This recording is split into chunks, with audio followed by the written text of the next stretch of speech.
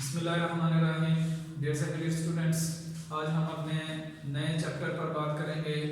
Next chapter जो आज हम शुरू करने लगे हैं, चैप्टर नंबर 22 है, जिसे हम वेरिएशंस एंड जेनेटिक्स कहते हैं। तो इस चैप्टर को समझने के लिए जो बेसिक कॉन्सेप्ट्स और बेसिक डेफिनेशंस क्लियर होनी चाहिए, आज हम उस पर बात करेंगे। फिर हम अपने बाकायदा इस चैप्टर में मजीद जो टॉपिक्स हैं उन पर बात करेंगे। तो सबसे पहले जो बेसिक कॉन्सेप्ट इस चैप्टर के अंदर हैं वो हमने 13 पॉइंट्स 13 डेफिनेशंस जो है वो बनाई हैं। तो सबसे पहली जो डेफिनेशन है, इसको हम नाम देते हैं, इसको जीन कहा जाता है। जीन जो है हम डिफाइन करते हैं स्पेसिफिक सीक्वेंस है ऑफ डीएनए न्यूक्लियोटाइड, यानी डीएनए के अंदर एक खास न्यूक्लियोटाइड के जो base pair adenine, guanine, cytosine, thymine, उनकी जो खास तरतीब है, दैट हैव सम इंफॉर्मेशन, यानी जिसमें इंफॉर्मेशन होती है किसी भी किस्म के प्रोटीन की सिंथेसिस की या आरएनए की सिंथेसिस की, डीएनए के उस यूनिट को हम कहते हैं इट इज कॉल्ड जीन। हम इसको डिफाइन सादा लफ्जों में भी करते हैं, it is also called the unit of inheritance, के विरासत की जो बुनियादी इकाई है ये जीन कहलाती है। अब जीन्स जो है वो लिविंग ऑर्गेनिजम्स में खास तरह के कैरेक्टर्स पैदा करते हैं। उन कैरेक्टर्स को हम नाम देते हैं जो फिजिकली अपीयर होता है, वो फिजिकल कैरेक्टर जो है वो कहलाता है फिनोटाइप, यानी physical appearance of a gene is called phenotype, यानी जीन अपना असर जब जाहिर करे तो ऐसी सूरत में हम इसको नाम देते हैं it is called phenotype. Phenotype actual में हम देखते हैं ये एक स्पेसिफिक कैरेक्टर होता है, और स्पेसिफिक कैरेक्टर को हम एक और नई तारीफ में भी डिफाइन करते हैं, it is also called trait. इनको हम ट्रेट कहते हैं, खूबी कहा जाता है जो जीन्स की वजह से पैदा होती है। जैसे हमारे बालों का कलर है, आइस का कलर है, ये मुख्तलिफ तरह के जीन्स की वजह से वेरिएशंस जो है वो पैदा हुई हैं। लिहाजा हम ये देखते हैं कि जीन्स जो है वो अकेला नहीं है, बल्कि उसकी कई सारी मुख्तलिफ शक्लें हो सकती हैं। जैसे मिसाल के तौर पर अगर हम सीड की शेप पर बात करें तो मटर में अगर एक सीड राउंड शेप का है और एक सीड जो है वो रिंकल शेप का होगा, तो ऐसा जीन जो सीड की शेप को राउंड पैदा करे, आइस के कलर को ब्लैक पैदा करे या आइस के कलर को ब्राउन पैदा करे, उनके जीन अलग अलग होंगे जो डीएनए के अंदर न्यूक्लियोटाइड की तरतीब है, और जब वो जीन जाहिर हो जाता है तब वो फिनोटाइप कहलाता है। मजीद हम ये देखते हैं कि अलील जो है ये क्या है, alternative form of a gene, यानी एक जीन जो एक कैरेक्टर, एक खूबी पैदा करता है, जैसे सीड की शेप का राउंड होना या सीड की शेप का रिंकल होना। तो रिंकल होने का जीन और है, शेप और सीड की शेप राउंड होने वाला जीन और है, जैसे आइस का कलर ब्लैक पैदा करे जीन और ब्राउन पैदा करे जीन और, लेकिन क्योंकि वो कैरेक्टर तो एक ही पैदा कर रहा है कि सीड की शेप है, आइस का कलर है, तो इस चीज को हम ट्रेट का नाम भी देते हैं। इसी तरह से ये जो हमारे अंदर मुख्तलिफ तरह के जीन्स की जाहिरी शक्लें हैं, इनको हम नाम देते हैं these are the alternative form of the genes, these are called allele. मिसाल के तौर पर एक सीड की शेप राउंड है और एक ही इसी तरह से बीज की शेप जो है वो रिंकल्ड पैदा हुई, इसको हम कहते हैं दीज आर द अल्टरनेटिव, यानी वो सीड राउंड भी हो सकता था, रिंकल्ड भी हो सकता था, जीन की वजह से हुआ, लिहाजा जीन की जो अल्टरनेटिव शक्लें हैं वो कहलाती हैं अलील। अब मजीद अगर ये देखा जाए, एक अलील जो है, एक अलील जो है एग्जिस्ट ऑन वन होमोलोग, यानी जो लिविंग ऑर्गेनिजम्स हैं उनमें जो डिफरेंट अलील्स पाए जाते हैं, एक होमोलॉग पर एक अलील होगा हमेशा। जैसे कि सीड की शेप वाला अगर अलील एक होमोलोगस क्रोमोसोम पर मौजूद है तो उसी होमोलोगस क्रोमोसोम पर सीड की शेप सपोज किया राउंड करने वाला अलील है तो रिंगल करने वाला अलील उसी ही होमोलॉग पर नहीं आ सकता, वो दूसरे पार्टनर होमोलॉग पर जाएगा, जिसको हम लिविंग ऑर्गेनिज्म में डिप्लॉइड और हैप्लॉइड कहते हैं। जैसे मिसाल के तौर पर हम इंसानों की बात करें तो डिप्लॉइड के अंदर हम कहते हैं 46 क्रोमोसोम है, जबकि हैप्लॉइड के अंदर हम कहते हैं 23 क्रोमोसोम्स जो है वो आते हैं। अब जब हम ये देखें कि किसी भी जीन की किसी जिंदा जानदार के अंदर एक या दो से ज्यादा सूरतें होंगी तो वो जीन्स उनके इन क्रोमोसोम्स पर पाए जाएंगे। एक क्रोमोसोम के ऊपर एक किस्म का अलील होगा, जैसे मिसाल के तौर पर ये एक होमोलॉग है और इसी तरह से इसका दूसरा पार्टनर होमोलॉग है। सपोज किया कि अगर राउंड वाला अलील इस पर आ गया एक होमोलॉग पर तो रिंगल वाला अलील इसी होमोलॉग पर नहीं आ सकता।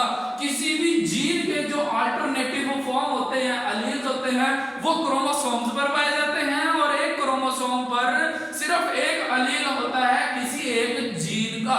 इसी तरह से इसको हम कहते हैं these are the homologous chromosome. अगर ये आधे आधे तादाद में हो तो इसको हम कहते हैं हैप्लॉइड। हैप्लॉइड से मुराद होता है सिंगल सेट ऑफ क्रोमोसोम्स, यानी क्रोमोसोम के सिंगल सेट हो, अगर वही सेट डबल हो जाए, डबल अमाउंट हो जाए, double set of homologs, it is called diploid. यानी किसी भी ऑर्गेनिज्म में जब एग और स्पर्म फ्यूज हो जाए 23 क्रोमोसोम की जो मुतबादल शक्लें यानी 23 क्रोमोसोम जमा 23 क्रोमोसोम होंगे तो ये डिप्लॉइड होंगे। लेकिन अगर उन 23 को एक सिंगल सेट को कंसीडर करें तो ये हैप्लॉइड है।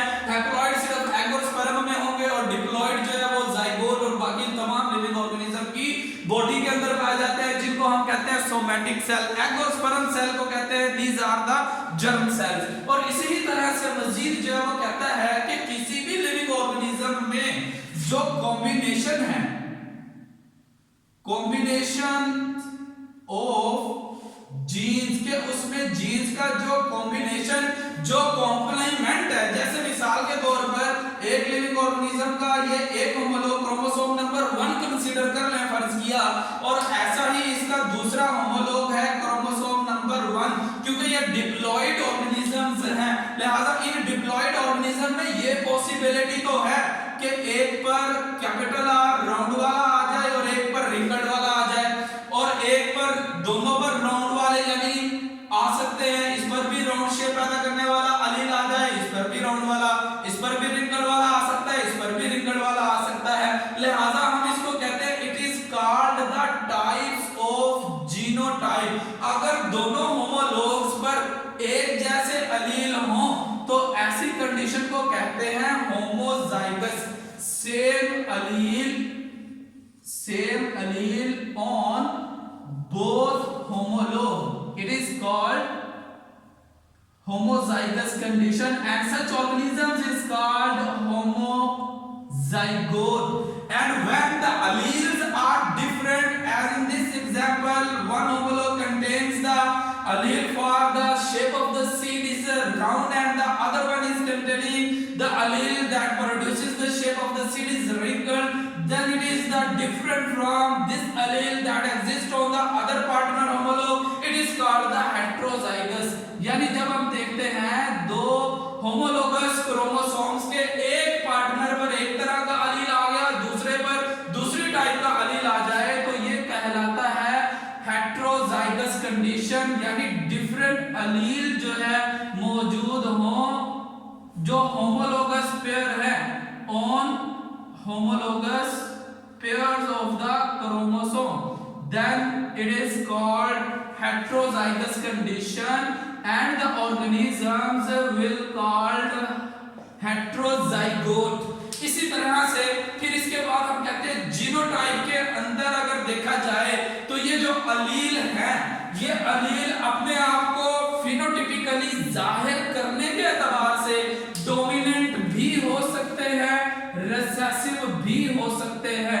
यानी जैसे हमने कहा कि होमोजाइगस में दोनों अलील जो दोनों होमोलोग पर है एक जैसे होते हैं, और हेटेरोजाइगस में दोनों होमोलोगस पेयर्स जो डिप्लॉइड ऑर्गेनिज्म में है एक अलील और है दूसरा अलील और है, ये हेटेरोजाइगस कंडीशन कहलाता है। अब हेटेरोजाइगस कंडीशन में ऐसा अलील जो अपने आप को जाहिर कर ले, इसको हम कहते हैं इट इज द डोमिनेंट। इसको जाहिर करते हैं फ्रॉम द कैपिटल लेटर से, और ऐसा पार्टनर अलील जो कि अपने आप को जाहिर ना करे in heterozygous condition, it is called recessive. यानी देखिए डोमिनेंट की तारीफ क्या होगी, अलील दैट एक्सप्रेस यानी जाहिर हो इन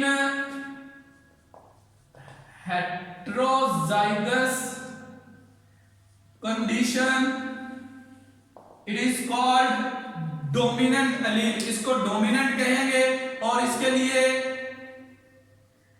कैपिटल लेटर जो है इस्तेमाल करते हैं। इनकी एक्सप्रेशन जैसे मिसाल के तौर पर देखें कैपिटल आर और स्मॉल आर लिखेंगे, यानी एक होमोलोग पर कैपिटल आर है और दूसरे पर स्मॉल आर है, एक पर स्मॉल आर दूसरे पर कैपिटल आर भी हो सकता है, लिहाजा हम इसको कहते हैं इट इज द डोमिनेंट अलील। और इसी ही तरह से रिसेसिव अलील क्या होगा, अलील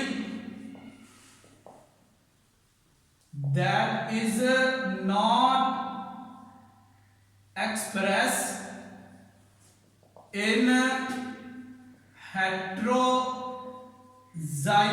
condition, यानी ऐसा अलील जो हेटेरोजाइगस कंडीशन में जाहिर नहीं हो रहा। जैसे ये स्मॉल आर है, सीड की शेप ऐसी सूरत के अंदर वो कहता है कि राउंड प्रोड्यूस होती है, रिंकल्ड नहीं होती। देखिए उसमें रिसेसिव अलील मौजूद है लेकिन वो जाहिर नहीं हो रहा।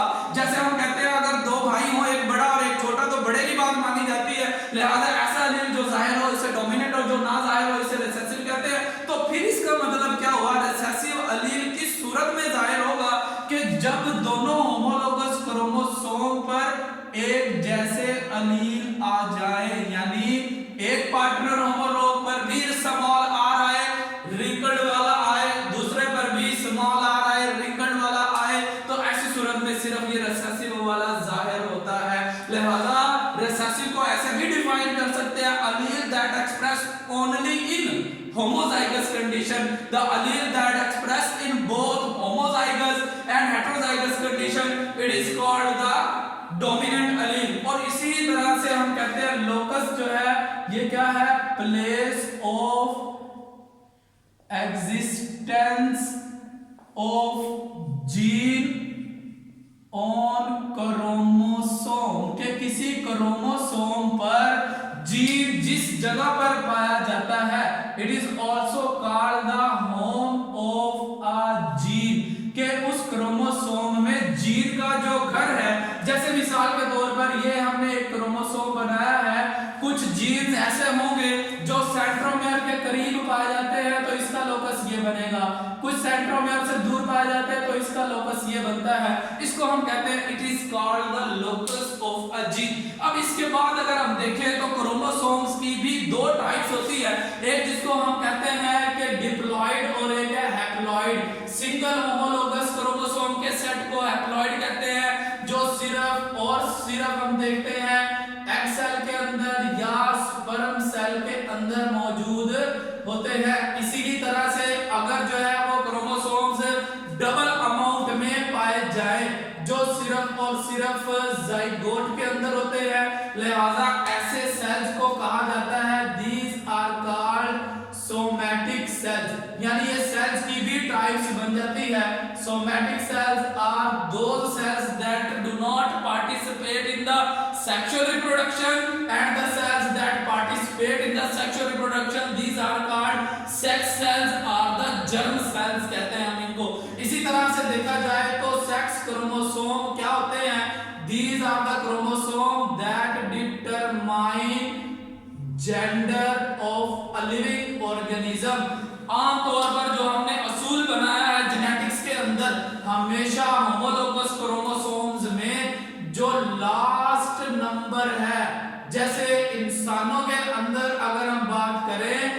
46 क्रोमोसोम्स पाए जाते हैं और उन 46 क्रोमोसोम्स में जो 23rd पेयर है यानी 23 पेयर्स की सूरत में है, जो लास्ट पेयर है इसको कहा जाता है it is the sex chromosome.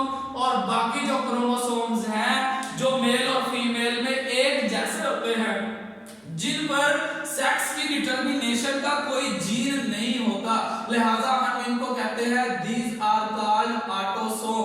Same in the both gender, चाहे मेल हो या फीमेल हो, ये दोनों में एक ही जैसे पाए जाते हैं, इसलिए हम इनको कहते हैं दीज आर द ऑटोसोम्स।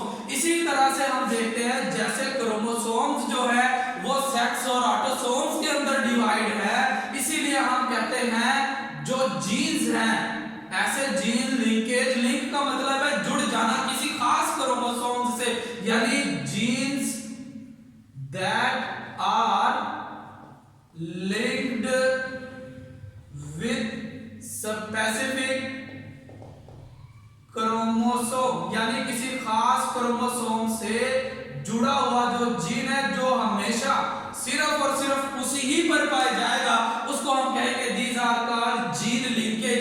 जैसे मिसाल के तौर पर एक्स लिंक्ड जीन्स भी होते हैं और इसी तरह से वाई लिंक्ड जीन्स भी हो सकते हैं। ऐसे जीन्स जो सिर्फ और सिर्फ एक्स पर पाए जाते हैं, ऐसे जीन्स या एलील जो सिर्फ और सिर्फ वाई पर पाए जाए, इनको हम नाम देंगे these are called gene linkage. ऐसे क्रोमोसोम जो ऐसे जीन्स जो एक्स पर है वाई पर नहीं होंगे, जो वाई पर है वो एक्स पर नहीं होंगे, इनको कहा जाता है these are called the gene linkage. इसी तरह से हमने बात की कि इससे पहले क्रॉसिंग ओवर को हम कहते हैं it is called the exchange of segment during meiosis between the non-sister chromatids of homologous chromosomes, it is called crossing over। तो ये देखें, ये बेसिक डेफिनेशंस है जो जेनेटिक्स को समझने के लिए हर वक्त बिल्कुल क्लियर होनी चाहिए। इस पूरे चैप्टर के अंदर जो है ये वाली डेफिनेशंस है बार बार इस्तेमाल होंगी, बार